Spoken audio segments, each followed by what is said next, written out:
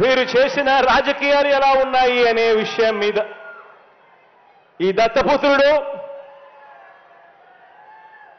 పక్క రాష్ట్రంలో ఈయనది శాశ్వత నివాసం. అడ్రస్ ఎక్కడ అంటే మన రాష్ట్రంలో ఉండదు, పక్క రాష్ట్రంలో ఉంటాడు, నాన్ లోకల్. ఇంకా ఆశ్చర్యకరమైన విషయం ఏమిటో తెలుసా? పక్క రాష్ట్రంలో శాశ్వత నివాసం ఉంటూ పక్కవాడు సీఎం కావాలని ఏకంగా పార్టీ పెట్టిన వాడు బహుశా దేశ చరిత్రలో ఎవడో ఉండడు, ఈయన తప్ప. బాబు కోసమే తన జీవితం అనే అందుకు అంగీకరించని వారిని తన పార్టీలో కూడా ఉండకూడదు అని, ఈ విషయంలో వేరే అభిప్రాయం కూడా ఉండదు అని, తన పార్టీ నుంచి వాళ్ళు వెళ్ళిపోవచ్చు కావాలంటే అని చెప్పి కూడా తన సభల్లో ఉపన్యాసాలు ఇచ్చేవాడిని బహుశా ఎవరిని మనం చూసుంటాం, ఒక్క ఈయన తప్ప.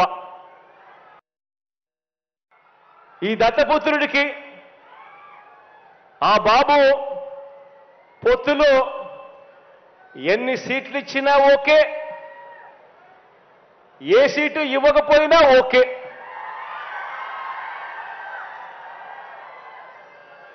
చిత్తం ప్రభు అనే త్యాగాల త్యాగరాజుని మాత్రం ఇప్పుడే ఈ దత్తపుత్రుల్లో మాత్రమే చూస్తాం. ప్రజల కోసం త్యాగాలు చేసేవాడిని చూశాం కానీ ఏకంగా ప్యాకేజీల కోసం త్యాగం చేసేవాడిని మాత్రం బహుశా ఎప్పుడు చూసిండం.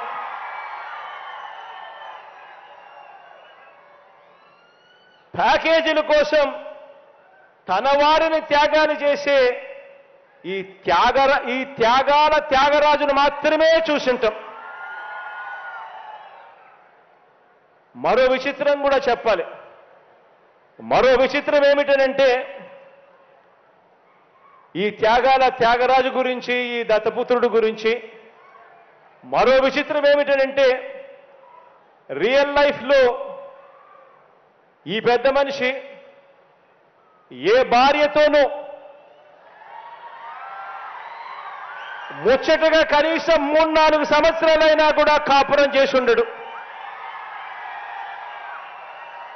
ఈ మ్యారేజ్ స్టారు